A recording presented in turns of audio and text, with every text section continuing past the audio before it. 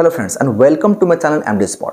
आज हामी एकदमै इम्पोर्टेन्ट र सेन्सिटिभ मुद्दाको बारेमा कुरा गर्न गइरहेको छौं। हामी त्यो देशको बारेमा कुरा गर्न गइरहेको छौं जहाँ त्यो देशमा कुनै व्यक्तिलाई यो थाहै छैन कि ह्युम्यानिटी भनेको के हुन्छ, मानवता भनेको के हुन्छ। त्यहाँको देशको कुनै पनि व्यक्तिलाई यो डेफिनेसन यति न तिनीहरू पागल भइसकेका छन्। त्यहाँका भिड, त्यहाँको समूह यति न पागल भइसकेको छ, यति न ब्लाइन्ड भइसकेको छ कि एउटा व्यक्तिलाई क्रूर तरिकाले हत्या गरिदिएको छ उनीहरूले। अथवा भनौँ त्यो विदेशको व्यक्तिले यो थाहै छैन कि कुनै पनि अपराधको सजाय व्यक्ति विशेषले हैन, समूह विशेषले हैन, त्यहाँको राज्यको कानुनले दिने गर्छ। सो हामी आज त्यो देशको बारेमा कुरा गर्न गइरहेको छौं। हामी बंगलादेशको बारेमा कुरा गर्न गइरहेको छौं जुन आजको डेटमा त्यो जलिरहेको छ, बलिरहेको छ र एकदमै त्यहाँको अवस्था भयावह भएको छ। सबभन्दा पहिला हामी यो हेरिहालौं कि त्यहाँको देशको समूहले, एउटा देशको व्यक्तिहरूले के गरेको छ भने त्यहाँ एउटा व्यक्ति रहेको छ जसको नाम छ दीपू चन्द्र दास। त्यो 25 वर्षको एउटा व्यक्ति रहेको छ। त्यो चाहिँ एउटा गार्मेन्टमा सिम्पल वर्कर र एउटा कर्मचारी रहेको छ। यसलाई अफवाहको बिनामा, जसको कुनै एउटा प्रुफ छैन, जसको कुनै पनि किसिमको रिकर्डिङ छैन, कुनै पनि किसिमको एउटा प्रुफ नभएको खण्डमा अथवा अफवाहको बिनामा यसलाई मारिएको छ, यसलाई चप्पलले हानिएको छ, यसलाई जुत्ताले हानिएको छ, यसलाई घसारिएको छ, यसलाई अधमरा बनाइएको छ र रुखमा लटकाएर अधमरा अवस्थामा जलाएर यसलाई मारिदिएका छ। सो हामी यो हेरौं कि यिनीहरू आज यो घटनाको अन्जाम यिनीहरूले किन दिए त? आज यति यिनीहरू पागल किन भए त? बंगलादेशमा आखिरमा भइ के रहेछ? आज कम्प्लिट घटनाको विश्लेषण आज हामी गर्नेछौं र त्यसको चर्चा परिचर्चा आज हामी गर्नेछौं। र आज हामी हेर्न सक्छौं बंगलादेशका नागरिकहरू एकदमै ठूलो स्तरमा यिनीहरूले आन्दोलन गरिरहेका छन्, ठूलो स्तरमा यिनीहरूले प्रोटेस्ट गरिरहेको छन्। सो कारण के होला कि यिनीहरूले आफ्नै देशको एकदमै मेन स्ट्रीम मिडिया जुन हामी भन्न सक्छौं जसको नाम चाहिँ प्रथम आलो रहेको छ र डेली स्टार रहेको छ, त्यसलाई पनि ध्वस्त गरिदिएका छन्, जलाएर निस्तो नाबुद गरिदिएका छन्। त्यस्तै गरी त्यहाँको इन्डियन एम्बेसी अथवा भनौं इन्डियन हाई कमिसन रहेको छ, त्यसमाथि पनि यिनीहरूले अट्याक गरेको छ। अथवा भनौं यिनीहरू गुस्सा जुन छ, यिनीहरूको जुन रिस छ, त्यसको 80% 90% गुस्सा जुन हामी भन्न सक्छौं, त्यो सम्पूर्ण गुस्सा, सम्पूर्ण रिस तिनीहरूको इन्डियामाथि रहेको छ, भारतमाथि रहेको छ। उनीहरूको भनाइ अनुसार भारतले तिनीहरूको देशमा धेरै नै पोलिटिकल इन्स्टेबिलिटी कायम गरिदिएको छ। भारतले हरेक तरिकाले अथवा भनौं विभिन्न तरिकाले आफ्नो चलखेल गरेर यो देशलाई चाहिँ इन्स्टेबल गरिदिएको छ अथवा भनौं अस्थिर बनाइदिएको छ। सो यो किन भएको होला त हामी यहाँ हेर्न सक्छौं एउटा व्यक्ति जसको नाम छ शरीफ उस्मान हादी। शरीफ उस्मान हादी को हुन् त? त्यहाँका एउटा स्टुडेन्टका लिडर थिए, त्यहाँ स्टुडेन्ट युनियनका प्रोटेस्टर अथवा भनौं त्यहाँको आन्दोलनकारी थिए जुन चाहिँ एकदम ठूलो स्तरमा आन्दोलन गरेका थिए र उनले चाहिँ आफ्नो देशको लागि आन्दोलन गरेका थिए र आन्दोलनको क्रममा उनले चाहिँ त्यहाँको जुन प्रधानमन्त्री थिए, यो भन्दा पहिलाको प्रधानमन्त्री जुन थियो त्यसको सत्ता चाहिँ ढालेका थिए। यो हाम्रो उस्मान हादीको टिमले, स्टुडेन्टले र त्यहाँको अपोजिसन पार्टी जसलाई भनिन्छ बंगलादेश नेशनलिस्ट पार्टी, तिनीहरूले मिलेर चाहिँ त्यहाँको सरकार ढालेका थिए र सरकार ढालिसकेपछि त्यहाँ एउटा अन्तरिम सरकार बनाइएको थियो र अन्तरिम सरकारको प्रधानमन्त्री अहिलेको जुन छ मोहम्मद युनुस थिए। अब यहाँ घटना खासमा के भएको छ भने शरीफ उस्मान हादीलाई 12 दिसम्बरको दिन मस्जिदबाट निस्किँदाखेरि उसलाई एउटा अज्ञात समूहले टाउकोमा चाहिँ गोली हानेका थिए र टाउकोमा गोली हानिसकेपछि मोहम्मद युनुसले उपचार चाहिँ सबभन्दा पहिला बंगलादेशमा गरे र बंगलादेशमा उपचार सफल नभएपछि, अवस्था क्रिटिकल भइसकेपछि त्यसलाई चाहिँ सिङ्गापुर लगिएको थियो। सिङ्गापुरको उपचारको क्रममा 18 दिसम्बरको दिन यो शरीफ उस्मान हादीको मृत्यु भएको थियो। शरीफ उस्मान हादीको मृत्यु भइसकेपछि बंगलादेशका व्यक्तिहरू, बंगलादेशका नागरिकहरू एकदमै आग बबुला भनौं र रिसले पुरा पागल भइसके। र रिसले पागल भइसकेपछि आज उनीहरूले जुन पनि किसिमको अमानवीय घटनाको अन्जाम दिनको लागि उनीहरूले कुनै पनि किसिमको समय लागिरहेको छैन, उनीहरूलाई कुनै पनि किसिमको लाज र शरम लागिरहेको छैन, उनीहरू कुनै पनि किसिमको घटना गरिरहेका छन्। र हामी हेर्न सक्छौं शरीफ उस्मान हादीको जुन अन्तिम फ्युनरल हुन्छ, अन्तिम जुन कार्यक्रम हुन्छ, त्यसमा चाहिँ बंगलादेशको भयभरको व्यक्तिहरू चाहिँ सामेल भएका थिए अन्तिम फ्युनरलमा र एउटा हिस्टोरिक ग्यादरिङ चाहिँ मार्क गरिएको छ बंगलादेशमा हाम्रो शरीफ उस्मान हादीको फ्युनरलमा अथवा भनौं जनाजामा।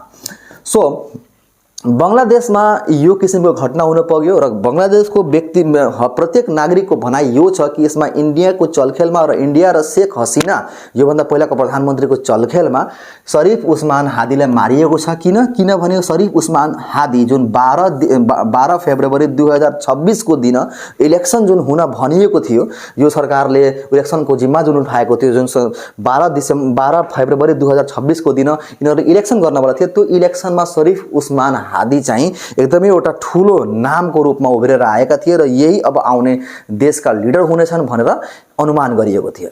र शरीफ उस्मानको हादीको मृत्युपछि आज बंगलादेशको प्रत्येक व्यक्तिहरू, प्रत्येक नागरिकहरू पागल जस्तै बिहेभ गरिरहेका छन्। र यसपछि हामी हेर्न सक्छौं शरीफ उस्मान हादीले सोशल मिडियाहरुमा, सोशल नेटवर्क साइटहरुमा एउटा ग्रेटर बंगलादेशको म्याप जारी गरेका थिए। त्यो म्यापमा तपाई हेर्न सक्नुहुन्छ कि बंगलादेशको म्यापमा त ठाउँ छँदै छ र त्यसले के गरेको छ, इन्डियाको बिहार, झारखण्ड, ओडिसा अथवा पूर्वी भागहरु जति पनि छ, जस्तै कि अरुणाचल प्रदेश, आसाम अथवा विभिन्न किसिमको जुन यसको उत्तरी पूर्वी ठाउँहरुमा जुन इन्डियाको म्याप छ त्यसलाई आफूमा सामेल गरेर यहाँसम्म कि म्यानमारको पनि केही ठाउँहरु एउटा चाहिँ आफ्नै हिसाबले शरीफ उस्मान हादीले चाहिँ के गरेका थिए भने एउटा नक्सा पेश गरेका थिए कि अबको आउने देश, अबको आउने देश ग्रेटर बंगलादेश भन्ने छ। अब हामी चाहिँ बंगलादेशमा ठूलो बनाउने छौं र अब चाहिँ हामीलाई अगाडि बढाउनुस् र हामी अब देशका नेता बनेर देशलाई अगाडि बढाउँछौं भनेर यिनीहरूले एउटा दावा आफ्नो प्रस्तुत गरेका थिए। र यिनीहरूले चाहिँ आन्दोलन चाहिँ करिब 1.5 वर्ष अगाडि यिनीहरूले आफ्नो आन्दोलन चाहिँ सुरु गरेका थिए हसीना शेख को विरुद्ध यिनीहरूले आफ्नो आन्दोलन चाहिँ सुरु गरेका थिए, जुन चाहिँ 1996 बाट यो रुलिङ पार्टीमा थिए। शेख हसीना, आवामी पार्टी लीग का नेता शेख हसीना 1996 बाट र अहिलेसम्म उनी रुल गर्दै थिइन् र रुल गरेर वहाँ माथि कुरा के थियो कि शरीफ उस्मान हादीको टिम र स्टुडेन्ट र त्यहाँको व्यक्तिको कुरा के थियो भने उनले धेरै भ्रष्टाचार गरेका छिन्। उनले भयभरको कुराहरू जुन छ बंगलादेशमाथि जति पनि किसिमको भ्रष्टाचार छ सबै उनले गरेका थिइन् र मेन जुन उनीहरूको आन्दोलनको विषय थियो त्यो आन्दोलनको विषय के थियो त कोटा सिस्टम, त्यहाँको रिजर्भेसन। जुन हाम्रो देशमा कोटा सिस्टम हुन्छ, कुनै पनि देशको जुन हाम्रो जब हुन्छ लोकसेवामा जुन हाम्रो जुन जागिरको लागि कोटा सिस्टम हाम्रो हुन्छ, जस्तै कि गरिब तथा पिछडिएको व्यक्तिहरूको लागि अथवा भनौं महिलाको लागि अथवा भनौं चाहिँ पिछडिएको जातिहरूको लागि जुन बेसिसमा हामी एउटा कास्ट सिस्टमको बेसिसमा हामी एउटा जुन कोटा सिस्टम बनाएका छौं, जसले गर्दा चाहिँ एउटा पिछडिएको जाति चाहिँ अगाडि आएर जागिर गर्न पाउँछ र आफ्नो परिवारलाई अगाडि बढाउन सक्छ। त्यो कोटा सिस्टमको लागि चाहिँ यिनीहरूले प्रोटेस्ट गरेका थिए। तर यिनीहरूको कोटा जुन सिस्टम छ अलि हामी भन्दा फरक किसिमको छ। अब त्यो फरक खालको भएको कारणले गर्दा यिनीहरूले कोटाको सिस्टमको लागि यिनीहरू चाहिँ 2024 देखि नै मुभमेन्ट गरिरहेका थिए कि 1.1 demand quota not come back भनेर यिनीहरूले यो स्लोगनको साथ कोटाको विरोधमा यिनीहरू चाहिँ आन्दोलन गरिरहेका थिए। अथवा कोटा सिस्टमलाई फेरिदेखि बनाउनु पर्छ, त्यसमा विचार विमर्श गर्नुपर्छ र कोटा सिस्टमलाई रिफर्म गरेर फेरि चाहिँ ल्याउनुस् भनेर यहाँको स्टुडेन्टको भनाइ थियो। आजभन्दा 1.5 वर्ष अगाडि यिनीहरूको टिमले यो आन्दोलनलाई अगाडि बढाउँदै थिए र त्यो आन्दोलन यति नै चर्को भयो, यति नै भयावह भयो कि शेख हसीनाले मिलिट्रिस लगाएर विभिन्न तरिकाले एउटा तानाशाही तरिकाले के गरे भने यो जुन यिनीहरूको आन्दोलन थियो तिनीहरूलाई सप्रेस गर्ने काम गरे, यिनीहरूलाई चाहिँ हटाउने भगाउने काम गरे। तर यिनीहरू हटेनन्, भागेनन्। धेरै व्यक्तिहरूको यसमा मृत्यु भयो, धेरै व्यक्तिहरू यसमा चाहिँ हराए, धेरै व्यक्तिहरू यसमा चाहिँ अधमरा भयो। र जब आन्दोलन भयावह हुन थाल्यो, जब आन्दोलन यति नै उग्र रूप जब लियो, त्यसपछि के भयो भने शेख हसीना बंगलादेश छोडेर भारत जान बाध्य भइन्। भारतमा गएर उनी शरण लिन आजभन्दा 1.5 वर्ष अगाडि। अब यो कोटा सिस्टम जुन छ यिनीहरूको बारेमा विद्यार्थीहरू किन लडिरहेका छन्, कोटा सिस्टममा के प्रब्लम त्यस्तो छ, त्यो प्रब्लमको बारेमा हामी कुरा गरौँ। तर त्यो प्रब्लम बुझ्नको लागि हामी जानुपर्छ हिस्ट्रीमा, हामी अलिकति इतिहासमा गएर कुराहरू बुझ्नुपर्छ कि आजभन्दा भनौँ 1947 भन्दा अगाडि जब ईस्ट इन्डिया कम्पनीको राज चाहिँ इन्डियामाथि थियो, भारतमाथि थियो, त त्यतिखेर पाकिस्तान, त्यतिखेर बंगलादेश र यो अहिलेको जुन भारत छ सबै एउटा देश थियो। सबैलाई हामीले थाहा भएको कुरा हो र सबै एउटा देश थियो तर 1947 पछि के भयो त दुई पार्टमा इन्डिया र नेपाल के सरी इन्डिया र पाकिस्तान के भयो भने डिभाइड भयो है दुई पार्टमा टुक्रा भयो त इन्डिया त यो हामी हेरिरहेको छौं अहिलेको जुन इन्डिया छ अहिले हामी हेरिरहेको छौं त्यो इन्डिया छ हाम्रो भारत छ ठीक छ अब यो भारत पछिको जुन पाकिस्तान छ यो पाकिस्तान दुई टुक्रामा बाँडिएको थियो मतलब अहिलेको जुन बंगलादेश छ त्यो पहिला पाकिस्तान थियो ठीक छ सो पहिलाको अहिलेको जुन पाकिस्तान छ त्यसलाई वेस्ट पाकिस्तान भनिएको थियो त्यतिखेर है 1947 पछि 1947 देखि लिएर 1971 सम्म है 1947 देखि लिएर 1971 सम्म के थियो भने अहिलेको पाकिस्तान र अहिलेको बंगलादेश ईस्ट पाकिस्तान र वेस्ट पाकिस्तानमा डिभाइड थियो तर तिनीहरु थियो एउटै देश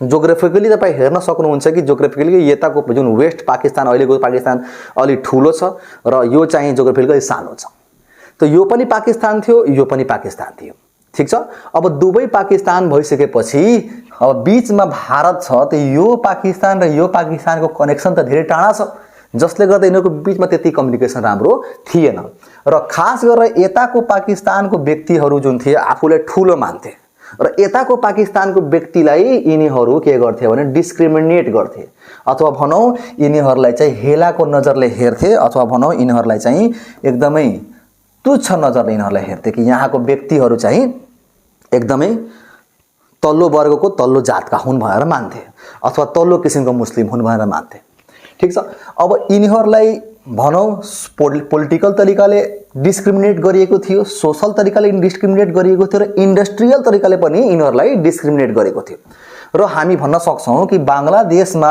त्यतिखेर के हुन्थ्यो भने त्यो एउटा बन्दरगाह भएको कारणले गर्दा के थियो भने त्यहाँको एक्सपोर्ट इम्पोर्ट त्यहाँ बहुत राम्रो हुने गर्थ्यो जसले गर्दा के हुन्थ्यो भने देशको 59% जुन इकोनोमिक स्तर छ त्यो बंगलादेशले पूरा गर्थ्यो तर जब चाहिँ इन्भेस्टमेन्टको कुरा आउँथ्यो त सबै सेन्टर चाहिँ यहाँ हुने गर्थ्यो जसले गर्दा के थियो भने सेन्टरले चाहिँ जब केही कुराको इन्भेस्ट गर्ने कुरा आउँथ्यो त मात्र 29% इन्भेस्ट गर्थ्यो भनेपछि यिनीहरुले एकदमै डिस्क्रिमिनेट गर्थ्यो र त्यतिखेर एउटा चाहिँ साइक्लोन आएको थियो आधी हुरी आएको थियो जसको नाम थियो भोला र भोला जब आएको थियो त्यतिखेर त्यो समयमा 2070 को समयमा त त्यतिखेर 3 लाख भन्दा बढी व्यक्तिहरु यतातिर मरेका थिए र त्यसको एडको लागि त्यसको चाहिँ सुरक्षाको लागि अथवा भनौं त्यसको चाहिँ सेक्युरिटीको लागि यताको पाकिस्तानको मिलिट्रीले यताको पाकिस्तानको सरकारले यिनीहरुलाई हेरेन त यिनीहरुले आफूलाई अपमानित भएको अथवा चाहिँ हेलित भएको फिल गरे सो अब जुन पनि समूहले आफूले जब अपमानित फिल हुन्छ आफूलाई लाग्छ कि म यहाँबाट हेला गरिएको छु भने त के गर्न खोज्छ भने आफूले एउटा नयाँ देश बनाउन खोज्छ अब यो नयाँ देश बनाउने चक्करमा के भयो भने भारतको हेल्प लिएर त्यतिखेर भनौं हामीसँग थिए शेख मुजिबुर रहमान जुन अहिलेको शेख हसीना जुन छिन् उहाँका पिता उहाँका फादर शेख मुजिबुर रहमान थिए उनको अगुवाईमा अब त्यतिखेर एउटा इलेक्सन पनि भएको थियो त्यो इलेक्सनमा हामी भन्न सक्छौं कि वेस्ट पाकिस्तानमा 138 सिट मात्र लिएर आएको थियो भने ईस्ट पाकिस्तानले 162 सिट लिएर आएको थियो जसमा चाहिँ 160 सिट त शेख मुजिबुर रहमानले लिएर आएका थिए र अब कायदाले हेर्नुहुन्छ नियमले हेर्नुहुन्छ भने यताको जुन अब रुलिङ गर्ने मान्छे जुन हुन्छ त्यो शेख मुजिबुर रहमान हुन्छ किनभने उसँग सिटको संख्या धेरै छ अब शेख मुजिबुर रहमान चाहिँ पार्टीगत तरिकाले भनौं अथवा नियम कानुनको हिसाबले चाहिँ त्यहाँको मन्त्री बन्नुपर्ने र यो दुवै ठाउँमा चाहिँ राज गर्नुपर्ने तर त्यहाँ त्यतिखेरको जुन मिलिट्रीको चीफ थिए याहान खान यो कुरा उनलाई मन्जुर थिएन कि यताको व्यक्ति चाहिँ दुवै पाकिस्तानको पार्टलाई राज गरोस् भनेर त उसले के गर्यो भने त्यहाँ चाहिँ मिलिट्री शासन लागू गरिदियो मार्शल ल लागू गरिदियो जसले गर्दा के भयो भने यताको मिलिट्रीले यहाँको सिभिलियनहरुमाथि भयभरको अमानवीय व्यवहारहरु गरे बच्चाको हत्या गरे बुढाका हत्या गरे जवानका हत्या गरे त्यहाँका बेटी त्यहाँका बुहारीहरूमाथि यिनीहरूले अत्याचार गरे, रेप गरे, हरेक तरिकाले अमानवीय व्यवहारहरू यिनीहरूले यसमाथि गरे, जसले गर्दा त्यहाँको अब भिड जुन छ, त्यहाँको जुन सिभिलियनहरू जुन छ, शेख मुजिबुर रहमानको लिडरसिपमा के गरे भने त्यहाँको आन्दोलन गरेर र इन्डियाको ठुलो चलखेलले, इन्डियाको ठुलो योगदानले के भयो भने यो इन्डियाले के गर्यो भने यो पाकिस्तानसँग अलग गरिदियो र अलग गरिसकेपछि एउटा नयाँ राष्ट्रको जन्म भयो, जसको अहिलेको हामी भन्न सक्छौँ अहिलेको बङ्गलादेशको जन्म भयो। ठीक छ, अहिलेको बङ्गलादेशको जन्म भयो र अहिलेको बङ्गलादेश र अब चाहिँ पाकिस्तान अलग भइहाल्यो। त्यसरी चाहिँ बङ्गलादेश, इन्डिया र पाकिस्तान भएर तीनटा देश भए। सो यो आन्दोलन, यो चाहिँ वार भइरहेको बेलाको यो एउटा फुटेज हो र यो चाहिँ पाकिस्तानको जुन त्यतिखेरको चिफ थिए, त्यतिखेरको जुन जेनरल थिए, इन्डियाको आर्मीको अगाडि यिनीहरूले साइन गरेका छन्, ट्रिटी गरेका छन् कि हामी अब यो ठाउँलाई छोडिदिएका छौँ र अब यो एउटा नयाँ राष्ट्र बन्छ अथवा के हुन्छ। इन्डियाले चाहिँ के गर्यो भने त्यतिखेर यसलाई राष्ट्रको मान्यता दियो र नेपालले पनि यसमा के गरेको थियो भने हो म यो कुरा मान्छु कि यो नयाँ राष्ट्र हो भनेर त्यतिखेर चाहिँ सहमति जनाएको थियो। त शेख मुजिबुर रहमानको हेल्पको लिडरसिपमा, अगुवाईमा 1971 मा के भयो भने एउटा नयाँ देशको निर्माण भयो। नयाँ देश निर्माण भयो, त्यतिखेर इन्दिरा गान्धीको सरकार थियो। त नयाँ देशको निर्माण भयो जसको नाम थियो बङ्गलादेश। ओके, अब बङ्गलादेश जब नयाँ राष्ट्र बन्यो त नयाँ संविधान बन्छ। नयाँ जब संविधान बन्छ त नयाँ नियम कानुनहरू आउँछ। र त्यतिखेर एउटा नियम के लगायो भने कि एउटा कोटा सिस्टम तिनीहरू लिएर आए र कोटा सिस्टममा यो भनिएको थियो कि 30% जुन रिजर्भेसन छ गभर्नमेन्ट सिटहरूमा, हैन, 30% जुन सिट छ त्यो 30% सिट चाहिँ फ्रिडम फाइटरलाई दिइनेछ। यानी कि गरिब पिछडिएको जाति, यो कुरा चाहिँ पछि आयो। तर 30% सिट जुन छ गभर्नमेन्टमा, यानी कि 100 जनाकोमा 30 जनालाई के गरियो भने फ्रिडम फाइटरलाई गभर्नमेन्टमा सिट दियो, जागिर दियो। र हामी भन्न सक्छौँ अहिलेको समयमा लगभग 4 लाखसम्म सिभिलियनहरू चाहिँ सिटको लागि फाइट गर्छन् र त्यसमा मात्र 3000 सिट रहेको छ र त्यसमा 30% चाहिँ फ्रिडम फाइटरले त्यो सिट लगिहाल्छ। त ल, एउटा सम्मानको लागि त्यतिखेर एउटा संविधानमा यो कुरा लेखिएको थियो, सम्मानको लागि चाहिँ थियो यो कुरा। र त्यो सम्मानको लागि चाहिँ के भएको थियो भने फ्रिडम फाइटरको लागि कोटा सिस्टम बनाइएको थियो। अब कोटा सिस्टम जब फ्रिडम फाइटरको लागि बनाइएको थियो त्यतिखेर अब 1997 मा जब यो शेख हसिनाको पार्टी आयो, यसले के गर्यो भने संविधानलाई चेन्ज गरेर फ्रिडम फाइटरको चिल्ड्रेनलाई पनि, बच्चालाई पनि अब सिट दिनुपर्छ भनेर यिनीहरूले संविधानलाई चेन्ज गरिदिए। सो अब फ्रिडम फाइटरलाई होइन, फ्रिडम फाइटरको चिल्ड्रेनलाई पनि, बच्चालाई पनि त्यो सिट दिनुपर्छ 30% भनेर यिनीहरूले नयाँ संविधान बनाइदिए, नयाँ कानुन बनाइदिए। र त्यसपछि 2010 मा फेरि कानुन के बनाइदिए कि फ्रिडम फाइटर जुन थिए त्यसको त सिट रिजर्भ हुनु पर्यो। त्यसपछि त्यसको बच्चाको सिट त रिजर्भ छँदैछ, अब उसको ग्रान्ड चाइल्डलाई, यानी कि उसको पोता पोतीलाई पनि अब सिट दिनुपर्छ भनेर यहाँ चाहिँ यो एउटा कानुन ल्याइयो। त भनेपछि जब त्यहाँको व्यक्तिहरूको सम्मान जुन थियो फ्रिडम फाइटरलाई थियो, तर फ्रिडम फाइटरको बच्चाले जब दिनुहुन्छ भने के हुन्छ भने यहाँ सिभिलियनहरूमाथि के हुन्छ भने अन्याय हुन थाल्छ। सिभिलियनहरू के हुन थाल्छ भने मारमा पर्न थाल्छन्। र जब त्यो देशमा पुवर इकोनोमिक कन्डिसन हुन्छ, त्यो देशमा एकदमै गरिबीको अवस्था हुन्छ, इम्प्लोइमेन्टको अवस्था खत्तम हुन्छ, त्यहाँको इन्फ्लेमेसन रेट एकदम हाई हुन्छ, त्यहाँको मतलब महँगी जब हाई हुन्छ, जब जब पाउँदैन भने मान्छे अफकोर्स के गर्छ भने त्यसको लागि विरोध गर्छन्। सो बच्चा समेतलाई तिनीहरूले के गर्यो भने 30% कोटा सिस्टम दिए फ्रिडम फाइटरको। तर पछि जब प्रोटेस्ट भयो, आन्दोलन भयो 2018 मा, त यसलाई चाहिँ सङ्घर्ष गरेर यसलाई चाहिँ चेन्ज गरेर होइन, अब 30% जुन सिट छ मात्र फर्स्ट क्लास जब र सेकेन्ड क्लास जबलाई मात्र दिने कुरा आयो। तर यो कुरा हेरेर जुन त्यहाँ फ्रिडम फाइटरका जुन चाइल्डहरू थिए, बच्चाहरू थिए, तिनीहरूले के गर्यो भने यो कुरा चाहिँ कोर्टमा लगिदिए, एउटा पेटिसन चाहिँ फाइल गरिदिए। अब के भयो कि अब पेटिसन फाइल हुने बित्तिकै के भयो भने यो कुरा यो रद्द भइहाल्यो, जसले गर्दा फेरि पुनः जुन पहिलाको जुन कानुन थियो त्यो पुनः आइहाल्यो, जसले गर्दा भिड अब के छ भने बिस्तारै गुस्सा हुँदैछ, रिसाउँदैछ। अब मेन कुरा त्यहाँ के थियो कि आवामी कसले डिसाइड गर्छ कि को फ्रिडम फाइटर हो, कसले डिसाइड गर्छ? आजको टाइममा जुन चाहिँ एकदमै 60 वर्ष पहिला 70 वर्ष पहिला एउटा फाइट भइसकेको छ, एउटा फ्रिडम फाइटरहरूले फाइट गरिसके, आजको दिनमा फ्रिडम फाइटर को हो भन्ने कुरा कसले डिसाइड गर्छ त त्यो डिसाइड गर्छ त्यही रुलिङ पार्टीले डिसाइड गर्छ, आवामी पार्टीले डिसाइड गर्छ। र आवामी पार्टीले जब डिसाइड गर्छ त उसले त डिसाइड गर्दाखेरि के गर्छ, आफ्नै पार्टीका व्यक्तिहरूलाई फ्रिडम फाइटर बनाइदिन्छ र फ्रिडम फाइटर बनाइसकेपछि के हुन्छ भने तिनीहरूको बच्चाको बच्चालाई यो किसिमको लाभ जुन छ उनीहरूले पाउँछन्। यानी कि एक किसिमले आवामी पार्टी र शेख हसिनाको पार्टीले मात्र यो किसिमको लाभ चाहिँ उठाइरहेका थिए। यताबाट भिड गुस्सा भइरहेको छ। अब त्यो गुस्सा गर्ने भिडलाई जुन बाटो देखाउने काम जुन छ कसले गरिदियो त शरीफ उस्मान हादीले गरिदियो, त्यसको टिमले गरिदियो कि यो नाइन्साफी भइरहेको छ, कोटा सिस्टमको लागि हामी लड्नुपर्छ। लड्दाखेरि भयावह अवस्था भयो, मान्छेहरूको मृत्यु भयो र यिनीहरू जेनजी आन्दोलन गरे जस्तै यिनीहरूले के गर्यो भने त्यहाँको सरकारको सत्ता ढालिदिए र उहाँ चाहिँ भागेर भारतमा गएर शरण लिन र पछितिर के भयो भने उहाँमाथि मुद्दा भयो र मुद्दा हुँदाखेरि त्यहाँको कोर्टले उहाँलाई चाहिँ डेथ पनिसमेन्ट दिदियो। Death punishment. अब डेथ पनिसमेन्ट दिइसकेपछि अब त्यहाँको सरकारले भन्छ कि हामीलाई चाहिँ हाम्रो शेख हसिना दिनुस् भने भारतसँग माग्छ, भारतले त्यसलाई चाहिँ दिँदैन।